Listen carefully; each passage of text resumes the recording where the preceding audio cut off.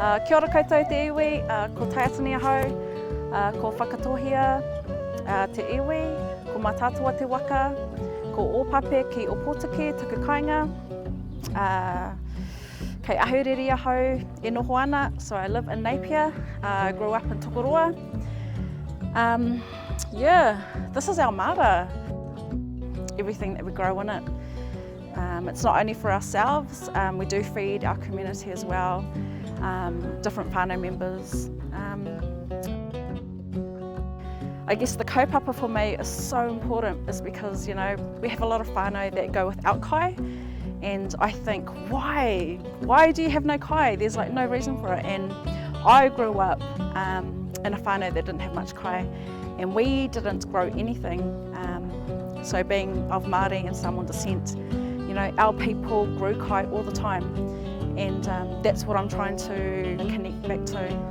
I want to know what my ancestors grew, I want to know how they did it, and I want to grasp those tools and those skills so that I can teach my tamariki.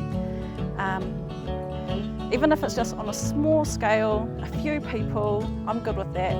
And it's just to promote the kaupapa of growing your own kai. It's when you see a seedling growing and it starts growing, that's the passion there. It just ignites something in you. You're connected to the whenua and you just go from there. And it's always something you can always pass down from generations. And I think that's really important because we were cut off from that, you know, from knowing what our people grew and how they did it.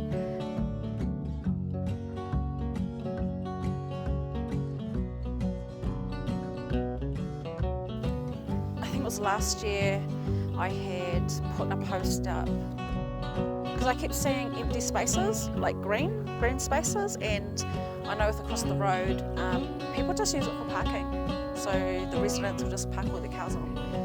And yeah, after speaking to someone, I just thought, well, why can't we have kai growing there?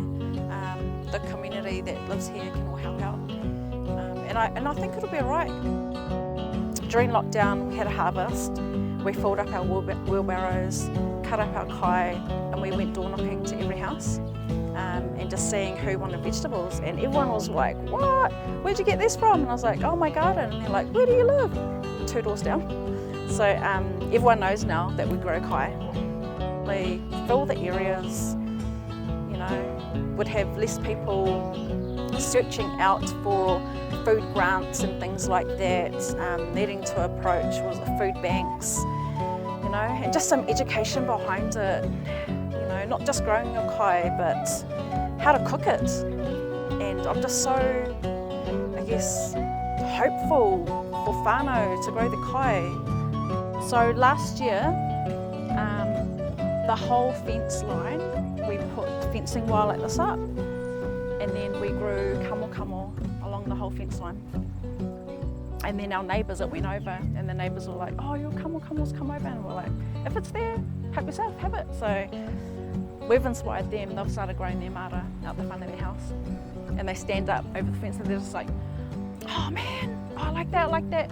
Oh yeah, okay, so I'm gonna get some of what you've got and then I'm gonna plant it out the front. And I'm like, that's cool. So Eva Rickard, she was one of the protesters and advocates for like land rights, for Māori land rights, especially when a lot of whenua was taken. So it says, me arahi, me whai, me whakawatia rānei, lead, follow, or get out of the way. And I really like that. For me, that's empowering. And yeah, knowing that Māori wahine can do that, Māori women can stand up and just stand up for rights. Yeah, and I love that sort of thing. It's a bit of me.